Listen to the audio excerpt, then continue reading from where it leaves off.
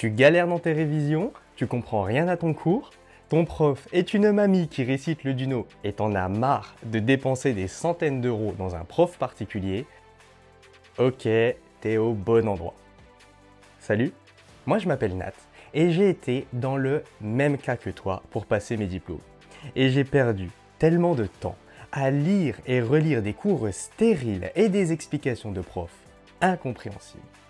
Alors maintenant que j'ai mes diplômes et que j'ai été comptable et chef comptable à manager une équipe et à leur apprendre le métier, j'ai décidé de tout plaquer pour monter la plateforme de formation qui va te faire comprendre tes cours et réussir tes examens. Tu vas y retrouver des cours clairs, vulgarisés, avec des exemples simples pour chaque concept, en vidéo, en audio et en fiche à télécharger.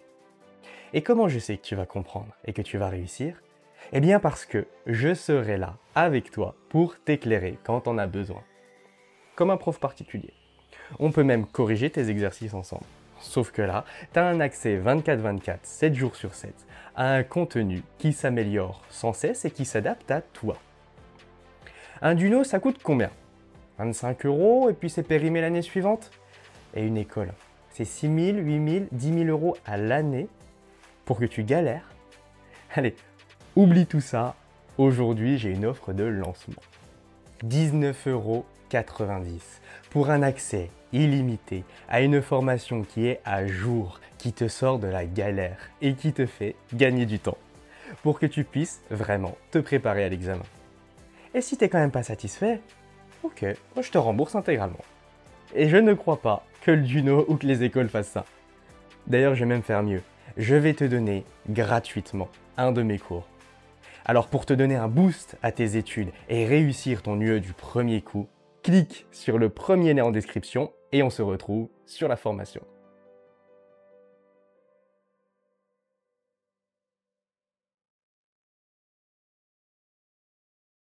Chapitre 3. La formation du contrat. Premier point, le contrat de travail. Le contrat de travail, c'est une convention où toi, le salarié, tu t'engages à travailler pour un employeur en échange d'une rémunération. Pour que ce soit reconnu légalement, il faut 3 critères. Une rémunération en argent ou en nature, une prestation de travail et un lien de subordination entre toi et l'employeur.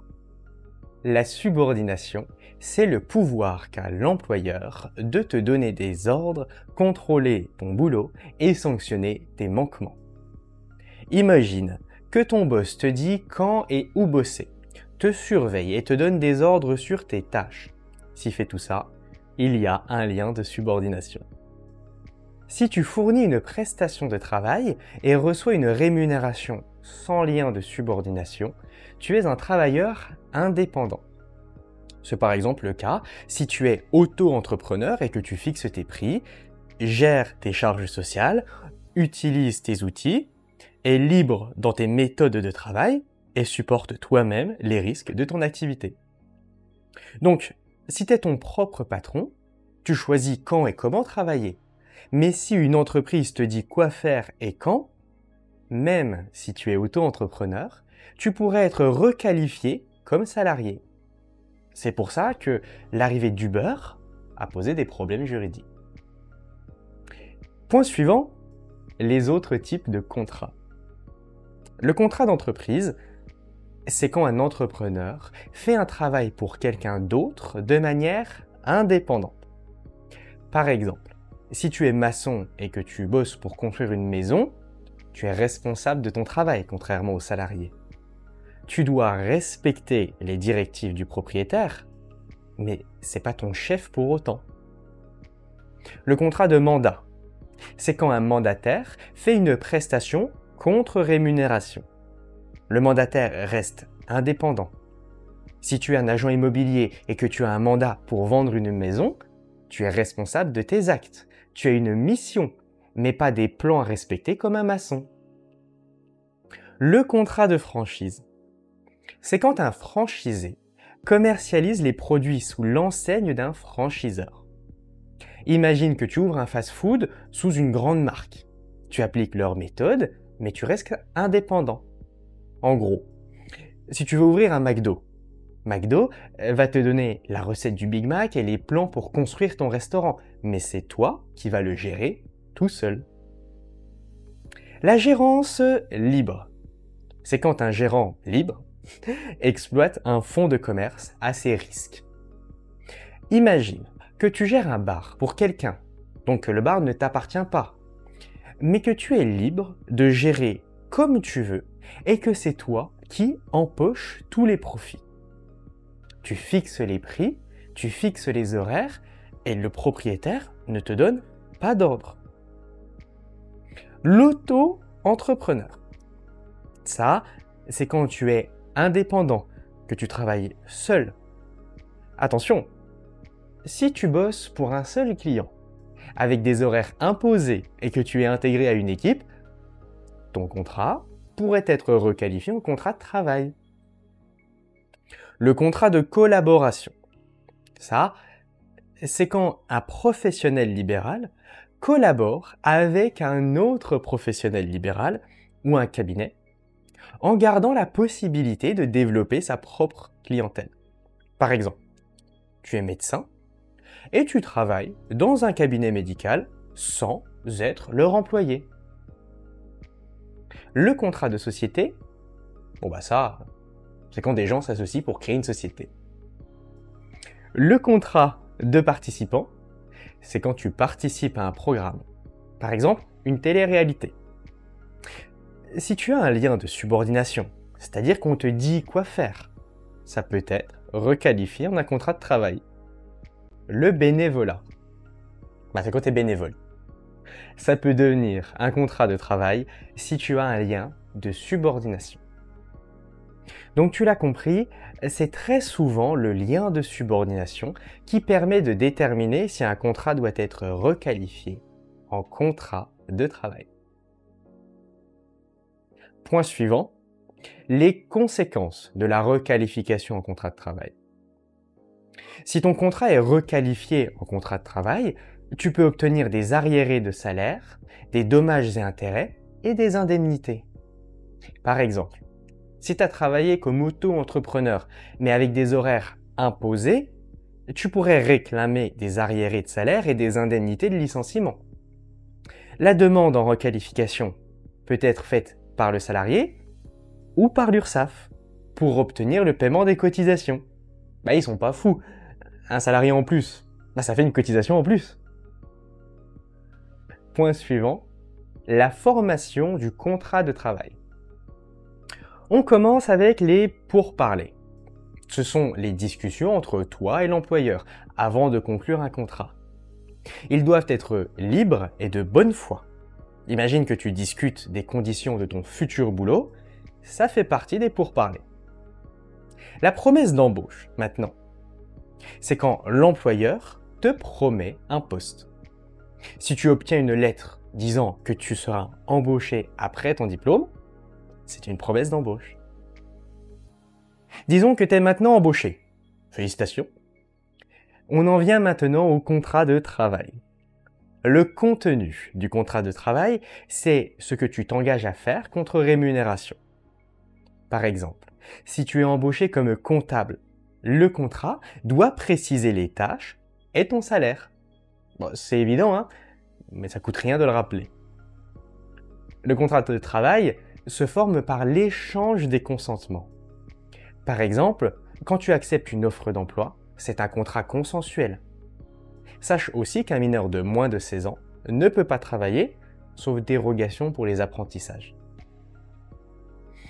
Dans la forme, un écrit n'est pas obligatoire pour un CDI, mais il l'est pour un CDD. Mais bon, dans tous les cas, c'est quand même toujours mieux de faire un écrit. De toute façon, écrit ou pas, la preuve du contrat de travail peut se faire par tout moyen, par exemple grâce à des relevés bancaires. Point suivant, le recrutement. L'employeur peut recruter via Internet, candidature spontanée, cabinet de recrutement, etc. Son offre doit être non discriminatoire et honnête. Par exemple, si tu vois une offre qui cache le vrai lieu de travail, elle peut être annulée pour dol Pour sélectionner les candidats, l'employeur doit poser des questions pertinentes liées à l'emploi, mais pas sur ta vie privée. Si on te demande tes diplômes, c'est pertinent, mais si on te demande tes opinions politiques, c'est interdit. L'employeur peut te signer une promesse d'embauche. Elle l'engage à t'embaucher et peut être soumise à conditions. Par exemple, une promesse d'embauche conditionnée à l'obtention de ton diplôme. Point suivant, la période d'essai. La période d'essai permet à l'employeur de vérifier tes compétences et à toi de voir si le boulot te convient.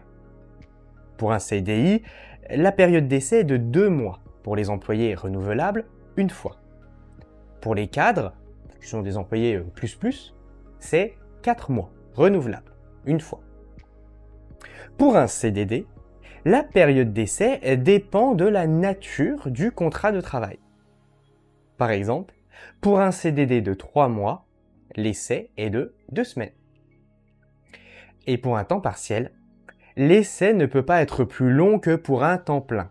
Donc, c'est pas parce que tu es à temps partiel que ta période d'essai va être plus longue.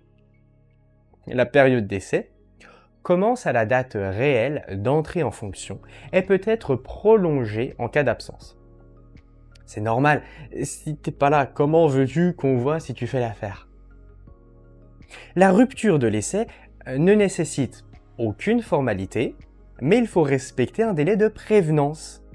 Si tu es en période d'essai et que tu veux partir, tu dois prévenir ton employeur à l'avance. Tu donnes ton préavis, quoi. La durée du préavis dépend du type de contrat et de combien de temps tu es là. Si l'employeur rompt l'essai pour te nuire, c'est une rupture abusive et tu peux obtenir des dommages et intérêts. Par exemple, si tu es pris à l'essai juste pour remplacer un absent, eh bien ça, c'est abusif. Si tes fonctions changent, par exemple, tu étais comptable et tu deviens vendeur, donc dans la même entreprise, une période probatoire peut être instaurée par écrit et dans la limite de la durée de l'essai. Donc en gros, on te fait comme une période d'essai pour tester si tu fais l'affaire dans ton nouveau job.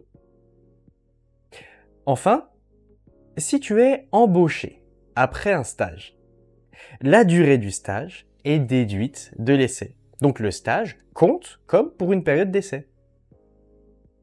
Point suivant, les formalités liées à l'embauche. Avant l'embauche, l'employeur doit faire une déclaration préalable à l'embauche à l'URSSAF et plusieurs autres formalités comme l'immatriculation à la CPAM. Dans les 3 mois après l'embauche, tu dois faire une visite de prévention et d'information pour vérifier ton état de santé et t'informer sur les risques du poste. Chaque mois, l'employeur doit faire une déclaration sociale nominative pour signaler les événements affectant les effectifs de l'entreprise. Qui est arrivé, qui est parti, etc., etc. Enfin, l'employeur doit te remettre une copie de la déclaration préalable à l'emploi et une information sur la convention collective applicable.